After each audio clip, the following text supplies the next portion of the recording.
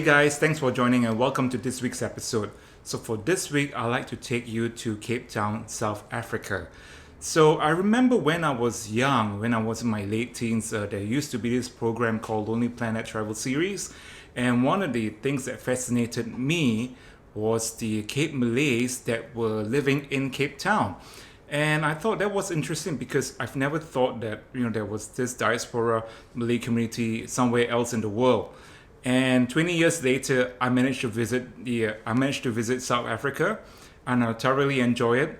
South Africa and Cape Town really reminded me of Australia, especially Western Australia somehow for some strange reason.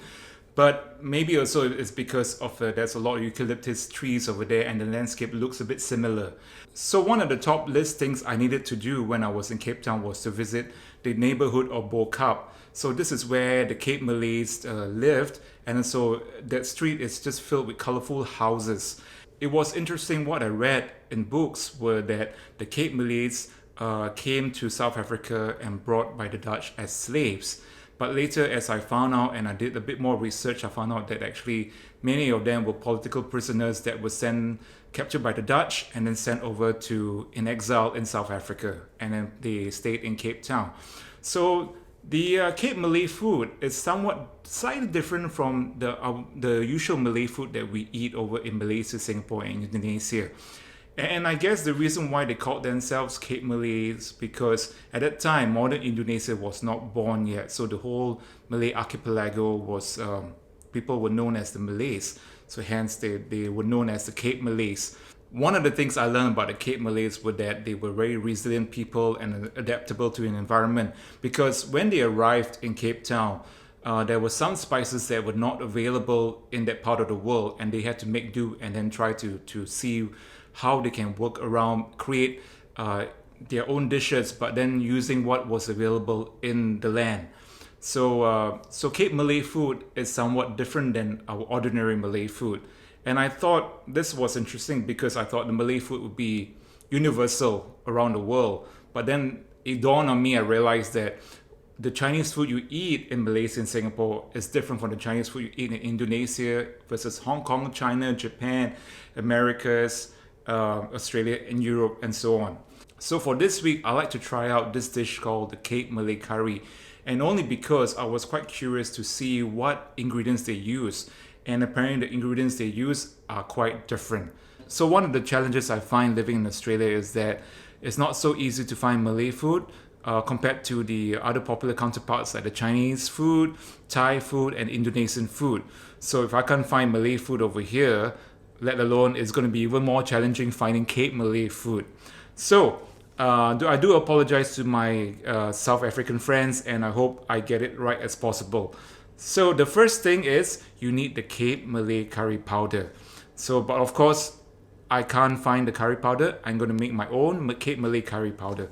So what I'll need is some cloves,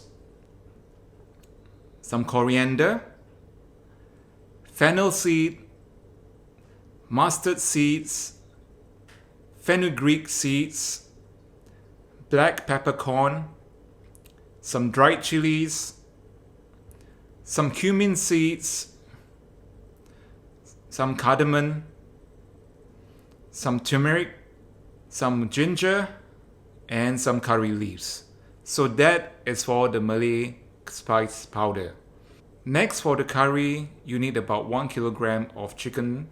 You may use any parts of the chicken, but for me, I'm using chicken drumsticks. 2 onions, finely chopped. 4 fresh tomatoes, and you dice them. Some water. To garnish, you add chopped coriander. And I remember when I was eating the Malay curry over in Cape Town, they actually added roasted bananas. So I'm excited to try this out, and I can't wait to see what happens. So let's get to the other side of the kitchen and get started.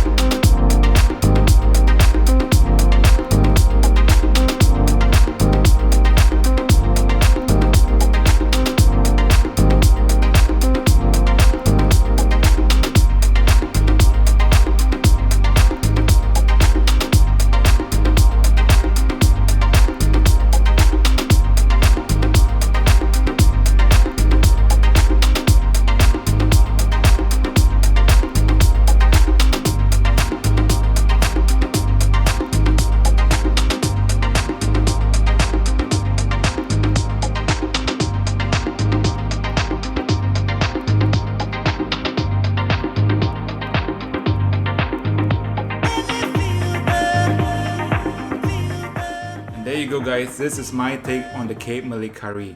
And what I did for the garnishing was I had a roasted banana and also add some chopped corianders. I can't wait to try this out, and it's smelling really good in the kitchen. So thanks guys for watching. Click like, subscribe and the bell for notification, and I'll see you guys again soon. Take care. Ciao ciao.